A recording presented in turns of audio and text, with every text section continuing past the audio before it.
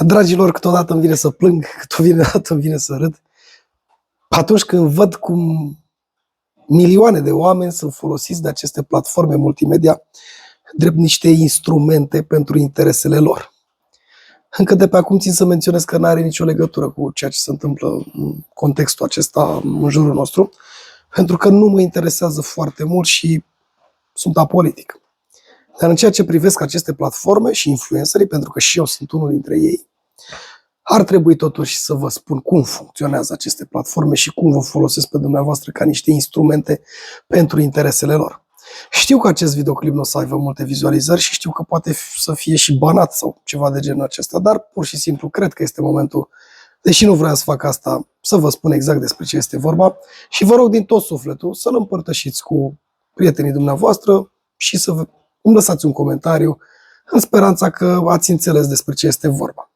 Într-o societate nimeni nu poate fi egal cu celălalt, pentru că nu avem cum.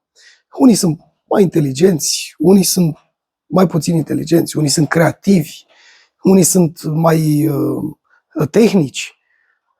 Unora le place literatura, altora le place matematica. Asta înseamnă de fapt și de drept diversitatea aceasta a speciei umane.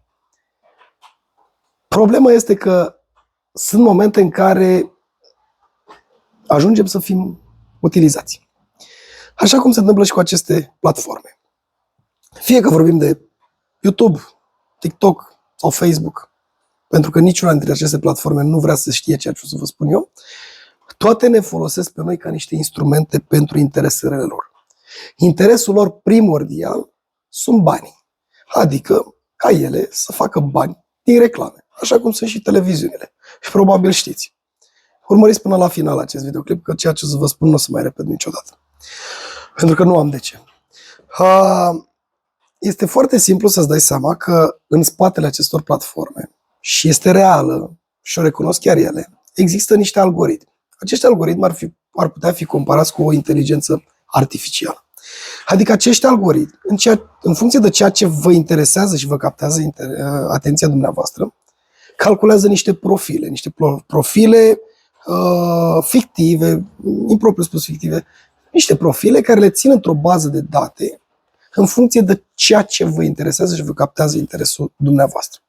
Să dăm un exemplu foarte clar, pe dumneavoastră vă interesează pescuitul. Da? Ei, algoritmul acesta știe că la nivel de țară sau la nivel mondial există nu știu câte milioane de oameni pe care îi interesează pescuitul. Automat, companiile care vor să vândă produse pentru pescuit vin și plătesc aceste platforme, astfel încât ele să vă pună în față numai videoclipuri care vă interesează și vă capteze atenția, dar cu o reclamă referitoare la pescuit. Așa se întâmplă chiar și la videoclipurile mele, acele reclame lungi care sunt puse. Și este ceva firesc, este ceva normal, nu mă deranjează cu absolut nimic și nici pe dumneavoastră nu cred că vă deranjează. Decât că sunt unii dintre dumneavoastră care, în urma acestor reclame, cumpără produsele respective. Poate că unele dintre ele chiar sunt bune și merită să primească această reclamă. În schimb, toți acești algoritmi vă fac un profil din ăsta artificial în funcție de ceea ce vă interesează pe dumneavoastră în felul următor. În momentul în care vă apare un videoclip pe ecran, acești algoritmi calculează în felul următor. Time watch, adică cât de mult vă uitați dumneavoastră pe videoclipul respectiv. Și interacțiunea dumneavoastră cu videoclipul, adică like sau un like, share, distribuire sau comentariu. Comentariul este cel mai puternic instrument pe care îl are un videoclip și care dă un semnal algoritmului că acel videoclip este ceva interesant, pentru că el n-are de unde să știe exact ce e în videoclipul respectiv. E ceva interesant. Și astfel el îl pune în fața mai multor oameni.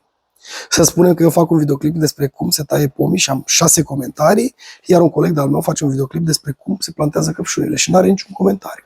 Automat algoritmul va pune în fața mai multor oameni videoclipul meu, crezând că este mai interesant, pentru că oamenii au interacționat cu el și au fost satisfăcuți de ceea ce au văzut, pentru că și aici există tot un motor de măsurare, dar este mult mai complex și nu vreau să intru în detalii.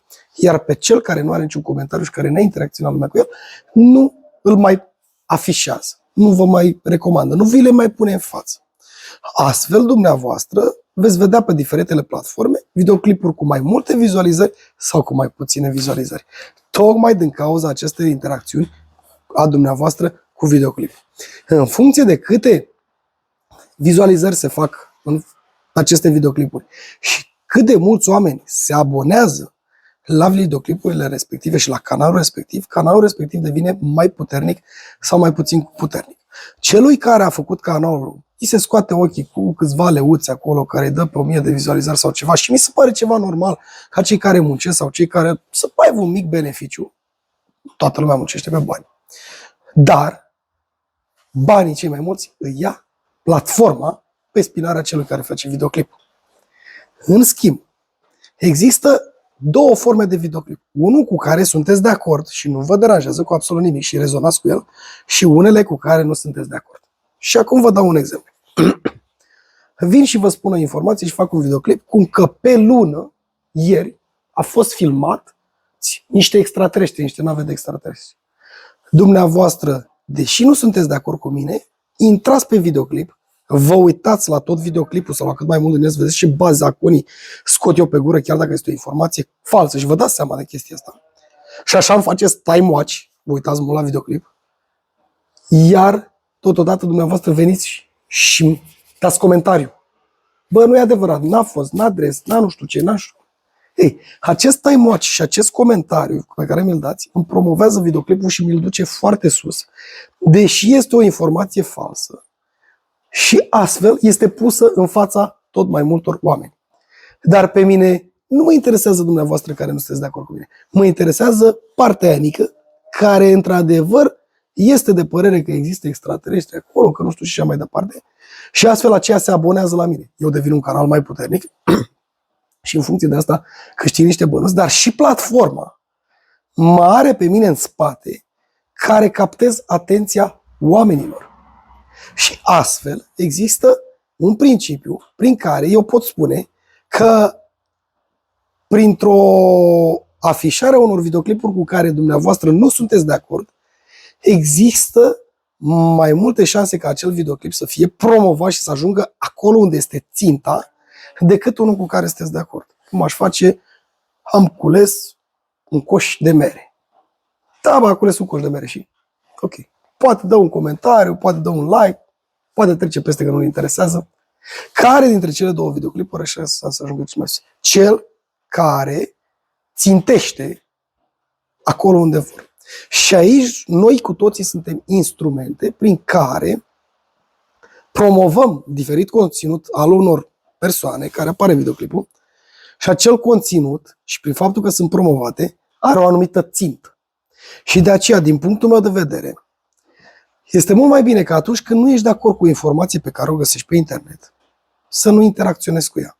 Adică să nu-i dai like, eventual poți să-i dai un like pentru un like, nu-mi place, că este dreptul tău, dar nu te duce să comentezi și să începi să creezi o comunitate de argumente pro și contra, astfel încât să promovezi și să ajuți acel videoclip fără să-ți dai seama că tu ești un instrument de promovare al videoclipului respectiv, indiferent de contextul în care discutăm. Așa că acolo unde rezonezi, bă, dacă auzi o melodie frumoasă și ție îți place, deși pentru unul nu e o melodie plăcută, poți să stai să o asculți. Ok, interacționezi cum vrei tu cu ea. Dar pe aia care nu-ți place, nu interacționa cu ea, pentru că tu te duci și comentezi, faci o formă de... îți exprimi neîncrederea sau îți exprimi opinia chiar dacă ai dreptate, dar prin chestia asta tu promovezi. Și de asta ar trebui să fiți foarte atenți la ceea ce vedeți în aceste platforme. Mai sunt influenceri care fac aceste materiale de bună credință sau, aș putea spune, de rea credință. Pur și simplu au niște interesuri. Unii vor bani, alții vor să fie vedete, alții pur și simplu vor să-și impună crezul lor, ceea ce nu este bine. Din punctul meu de vedere, platformele acestea ar trebui să fie niște platforme în care ne găsim comunități să facem lucruri constructive. Uite, eu pun roșiile în luna mai și le îngrop puțin mai adânc, pentru că mai dezvoltă niște rădăcini. Uite, așa fac eu și merg foarte bine. Uite roșiile mele cât de frumoase sunt. Vii tu care mă urmărești și zici, băi, ia să încerc și eu pe 2, 3. Am încercat și eu, a fost super, bravo, mulțumesc. Celălalt vine și spune, băi, nu te duce să schimbi tu becul de nebun dacă nu întrerupi siguranța. Că poți să te curentezi, pentru că el știe, tu nu știi.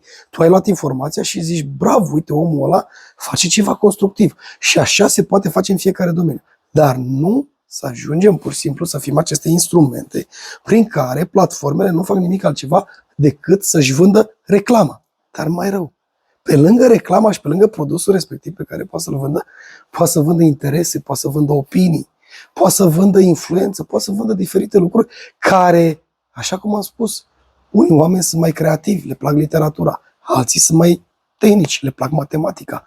Nu putem fi cu toții la fel și nici contextual nu putem înțelege despre ce este vorba într-un videoclip pe care îl facem noi, influencerii, și toți să fim de aceeași opinie. Iar asta poate crea diferite contradicții, argumente pro și contra.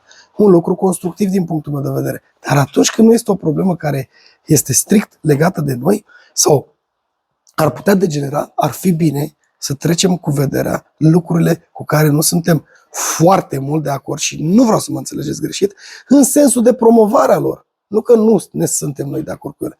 Și nici eu nu sunt de acord cu multe chestii. Și mă abțin să nu comentez. Am văzut un coleg de-al meu care îmi spunea să taie rădăcinile la pom, că astfel pomul nu mai crește mare, că a scris într-o carte necăne. Păi, de ce să mă duc să-l contrazic eu pe omul ăla? Nu-l contrazic. Deși eu știu și sunt fer convins că această operațiune nu poate fi făcută decât de specialiști și este foarte greu ca tu, în grădina ta, să o pui în practică. La fel cum am apucat eu de YouTube acum, adică m-am apucat de YouTube, a fost un proiect de pandemie, așa cum v-am spus, acum câțiva ani de zile. În momentul acela, pe această platformă, erau oameni de bună credință, care vreau să învețe oamenii. Aș da și numele acum, dar mie să nu fiu banat. Erau 2-3 canale. Un om care se numea, cum se numește omul respectiv, un om care avea o echipă de tăieri de pomi, îi felicit, îi respect pe toți. Între timp, văzând că interesul este atât de mare, și aici vă dau un exemplu, și știu că vă plictisesc, dar ar fi bine, au apărut pe aceste platforme zeci, sute de canale care vă spun ceea ce vreți să auziți dumneavoastră și care de multe ori au copiat limbaj cuvânt cu cuvânt și există exemple, pe mine cel puțin. Au copiat cuvânt cu cuvânt. Dar au și denaturat informația în același timp, astfel încât oamenii au avut de suferit. Îmi atrăgeau atenția un om, Tipi Tips. Am stropit împotriva afidelor cu alcool și cu nu știu ce substanță. Domnul meu, când ți-am spus eu să faci chestia aia? Păi nu, că am văzut undeva, n-a spus-o dumneavoastră, a spus altcineva. Cineva preluase informația de la mine și băgase alcoolul în subiect. Bă, nu pot să o fac chiar cum zice ăla, mai pun ceva în plus, astfel încât oamenii să vină și să-mi dea mie vizualizări. Dragii mei, nimeni pe YouTube, eu la 130 și ceva de mii de abonați, nu câștigă foarte mulți bani. Este nesemnificativ. Cel puțin pentru mine este nesemnificativ. Eu cunosc secretele acestor laruri și cum aș putea să fac 500.000 de abonați sau 1.000.000 de abonați. Dar eu am demnitate. Eu nu doresc sub nicio formă să păcălesc pe nimeni. Iar dacă facem niște materiale, vreau să fie constructive, să fie de ajutor oamenilor. Și mă mulțumesc cu acei oameni sinceri pe care îi pot ajuta sau pe care pur și simplu îi pot îndruma. Totodată accept orice critică și orice comentariu și trebuie să dezvoltăm o comunitate minunată. Dar atunci când văd că mulți dintre noi suntem utilizați, folosiți drept niște instrumente pentru interesele care or fi ele, ale diferitelor și terțelor persoane, entități, companii, politici de marketing și așa mai departe, sincer, îmi vine să râd sau îmi vine să plâng, așa cum spuneam mai devreme. Așa că, din tot sufletul vă rog, atunci înainte de a interacționa cu orice informație și cu orice videoclip, ori îl urmăriți până la final, ori stați puțin și reflectați asupra lui și vedeți cum anume interacționați cu el, dacă vreți, pentru a nu face tocmai ceea ce nu vă doriți dumneavoastră să faceți. Și sunt 100% sigur că înțelegeți foarte bine despre ce este vorba și cum anume funcționează aceste platforme, care ar trebui de fapt și de drept să creeze comunități în care oamenii dezvoltă lucruri constructive. Nu să devină niște instrumente pentru niște alte instrumente care de fapt și de drept nu fac nimic altceva decât să ne creeze niște informații false, greșite, proaste, de proastă calitate și care să devieze oarecum de la natura și de la structura platformei respective. Așa că eu cu reclama sunt împăcat, dar cu orice altceva nu prea sunt împăcat, iar dumneavoastră trebuie să vă gândiți la asta. Am făcut acest material pentru a vedea exact despre ce este vorba, astfel încât și dumneavoastră să vă gândiți cum funcționează acest algoritm și să trageți propriile concluzii și să vă gândiți dumneavoastră, în sinea dumneavoastră, cum anume ar trebui să interacționați pe aceste platforme, astfel încât să rămânem integri și normal. Vă mulțumesc și sper că nu a fost prea lung acest material. V-am pupat!